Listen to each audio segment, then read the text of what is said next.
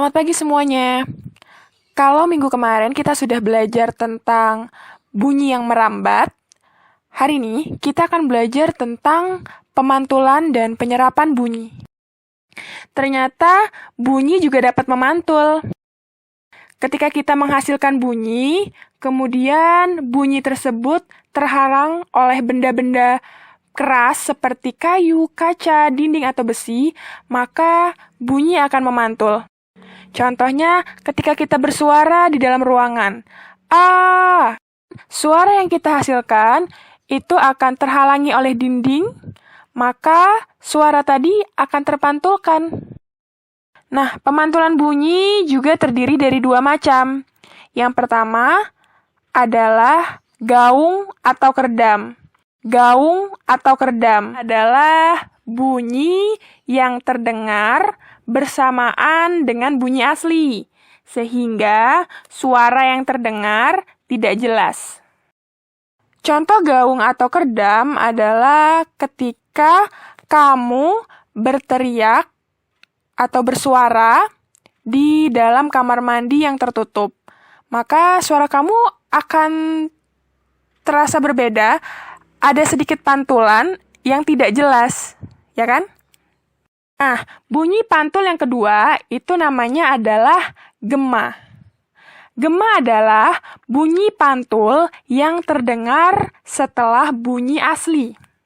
Nah, anak-anak, gema itu sering terjadinya di gua-gua, di lembah-lembah, di bukit-bukit, atau di jurang yang jaraknya jauh ke dalam gitu. Pernah lihat nggak?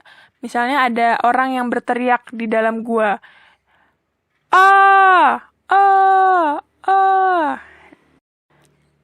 Aku, ku. Nah, itu adalah contoh bunyi gema. Nah, dua itu tadi, gaung dan gema, adalah contoh dari pemantulan bunyi. Nah, selain bunyi itu dapat dipantul, bunyi juga dapat diserap, ya. Penyerapan bunyi namanya. Nah, kebalikannya, benda-benda yang dapat menyerap bunyi adalah benda-benda yang permukaannya lunak. Benda yang dapat menyerap bunyi itu adalah contohnya seperti karpet, kertas, kain, busa, wol, dan goni. Contohnya gini, kamu pernah nggak ke bioskop? Nah, di dalam bioskop itu, suaranya itu hanya terdengar di dalam bioskop, jadi nggak sampai keluar. Kenapa? Karena dinding-dinding, langit-langit yang ada di dalam bioskop itu dilapisi dengan benda-benda yang lunak, seperti karpet, kertas, kain, busa, dan benda-benda lunak lainnya ya, di dalam bioskop itu.